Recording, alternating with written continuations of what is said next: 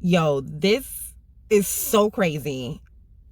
I barely have any words. Just watch real quick. Well, some scary moments caught on tape. A Lucas County Sheriff's deputy in uniform has a gun pulled on him by a security guard. And now that security guard faces criminal charges as the deputy tries to wrap his head around almost being killed in what should have been a very basic situation. I-Team reporter Sean Haggerty with the video you'll only see on 13 ABC. Sean. Yeah, that deputy came here to force Seagate to ask a question at the IRS office, a step that almost cost him his life.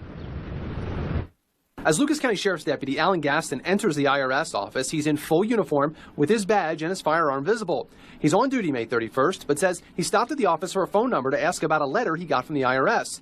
Deputy Gaston says the guard told him he needed to put his gun in his car. Gaston said he couldn't do that. The conversation ends with a gun pointed at the deputy's back. Gaston vividly remembers that moment. Basically preparing myself to be shot at that moment, bracing for a shot in my back. The whole thing caught on security camera as the guard follows Deputy Gaston to the elevator with the gun out, and it appears his finger very close to the trigger. The guard then tries to take Gaston into custody, once again with the gun drawn. There's really no way to know how you're going to act when there's a gun pointed at you and when you think you're going to lose your life. Gaston works as a defensive tactics instructor. He says he felt the best way to de-escalate this situation was to walk away. Eventually, Toledo police arrived after getting a 911 call. He's got a gun and he won't leave. But the caller from inside the IRS office never tells 911 the man with the gun is a uniformed deputy sheriff. Gaston's biggest concern as this incident unfolded were the other people inside the office. If I'm going to get shot, which I felt like I was, it's not fair.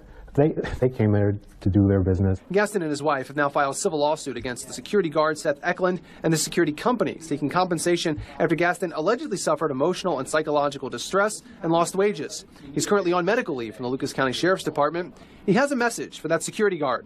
I would say clearly your training is lacking, and the fact that you went from 0 to 100 lethal force is unacceptable. That security guard, Seth Eklund, is now facing a charge of aggravated menacing. He's due in court next week. We tried to reach out to him today, but could not contact him. We also reached out to the IRS for a comment today, but we've not yet heard back, Leah and Diane. Oh, God. Okay, so let me start with this. I'm not, telling us that we need to galvanize and fight for this dude. And let me tell you why. Because did you hear what he said? He goes, oh, the security guard's training is lacking. Boy, if you don't get out of here with that nonsense, you know damn well it don't have nothing to do with his training, okay? He is racist as hell. You had on your full uniform. You still in denial, brother? You had on your full uniform. He had a gun in your back, and you still in denial? Black folks, I'm just, you don't see what's going on here? You don't see? Lord have mercy. Y'all, it's got to be ridiculous. He needs training. Get your money, bro. I hope you get your money, but you need to wake up. And he ain't the only one talking about training. This is ridiculous. I can't. You walked into an IRS building in your state or in your county, in your whatever, where your uniform is known.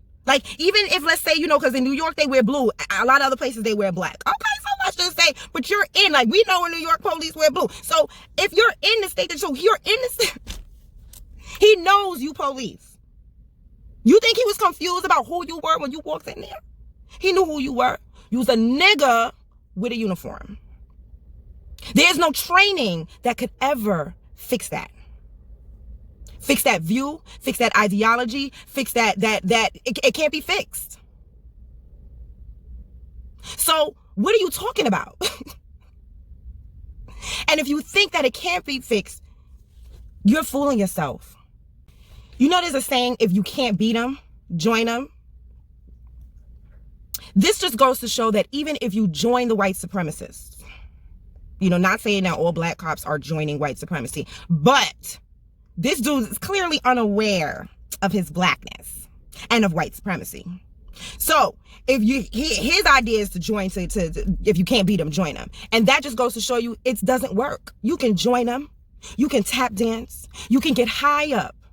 You know what I'm saying? You could be the best nigga cheerleader for white supremacy that white supremacy has ever seen. And you can still walk into the IRS office and have a gun put in your back while you're in uniform. While you're in the uniform that you think is going to protect you from white supremacy. Cornell Young Jr. was a young black man shot and killed by 2 white police officers during an altercation outside an all-night restaurant in Providence, Rhode Island. As we first reported last November, Young had a pistol in his hand, and the police thought he was coming to help the people involved in the disturbance. They were wrong. Cornell Young Jr. was an off-duty Providence police officer coming to PM, there was what appears to be a friendly fire incident between an off-duty police officer who was shot and killed by on-duty, plainclothes anti-crime cops in East Harlem, New York, on 125th Street between 1st and 2nd Avenue. The officer who was just getting off duty was Omar Edwards. He's a 25-year-old man. He lives in Brooklyn. He's been a cop for about 2 years. The officer who shot him is Andrew Dunton. He's a cop for about 4 years. The police are investigating the circumstances of the shooting and all the procedures that the officers took before and after it. Today, the mood at police headquarters is pretty heavy. The department brass is huddling in places, examining the ballistic evidence. They've gathered witnesses at the scene. They have about 5 of those. They've interviewed the officer who was driving the car who didn't shoot his gun and the sergeant who didn't shoot his gun. They're prohibited from interviewing the officer who fired until the district attorney, who's also looking at it, reviews the evidence. The reason for that is they don't want to give the officer a potential defense if he's compelled to answer questions. Today, we've learned that the officer was a member of the football team, police football team, which is preparing for a game on Sunday against the fire department. His father-in-law is a 16-year veteran of the police department who works in the 67th precinct in Brooklyn. So it's a family of law enforcers for Officer Edwards. We don't know much about Officer Dunton. This was the first time he fired his weapon in the line of duty. He fired 6 shots. The medical examiner today found that Officer Edwards was hit 3 times. Once in the left forearm, once in the chest on the left side or in the chest area, and once in the left in the back, which appears to be the fatal wound. Today, the mayor, Bloomberg, said that the circumstances are still being investigated. These are life and death encounters that spill out in very quick moments on a rainy street late at night in the dark. In a very quick fashion, the district attorney, Robert Morgenthau, will of course review the evidence as well. Many people who are viewing it today, including Reverend Al Sharpton, are viewing it through the prism of race. So it raises issues of training, of communication, of race relations, of the pressures that police face. Today, May 29th, we have reporters blanketing the story and trying to piece together every element. The family of a Chicago security guard killed by police as he tried to detain a gunman has filed a civil rights lawsuit against the officer who shot him and his department. Court documents say 26-year-old Jamel Roberson was working security at a bar and had detained a shooting suspect. Roberson, who is black, was wearing a security vest, and witnesses say people in the crowd yelled to arriving police that Roberson was a guard. Still, one responding officer shot him, who later died at the hospital. Friends and family say Roberson was studying to become a police officer himself. He got his life took by people who he looked up to, who he wanted to become. The Midlothian Police Department says the unnamed officer who shot Roberson has been placed on administrative leave.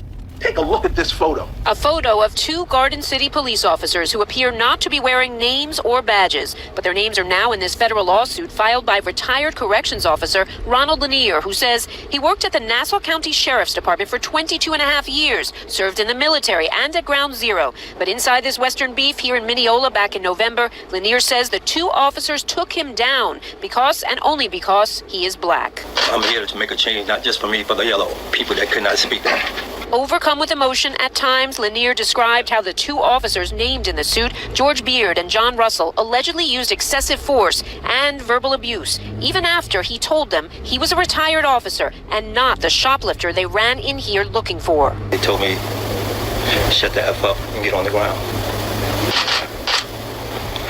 And then they took me, they handcuffed me, and they whispered in my ear and said, you want to be a top guy? They started beating me on both sides of my ribs. But the way that our system says that we can try and get some justice is to pull them kicking and screaming into a federal courthouse and make them answer the questions, the hard questions that they refuse to answer when we write them letters. The shoplifter was found here and arrested, but not before Lanier was cuffed and placed in a police car, with no official report ever filed with his name. Instead, a lieutenant, also named in the suit, telling him, we had you down on our incident report as John Doe. Lanier still cringing at what else could have happened if he had been carrying his gun. In their mind, they thought I was the guy. Just think about that. Just weigh on that.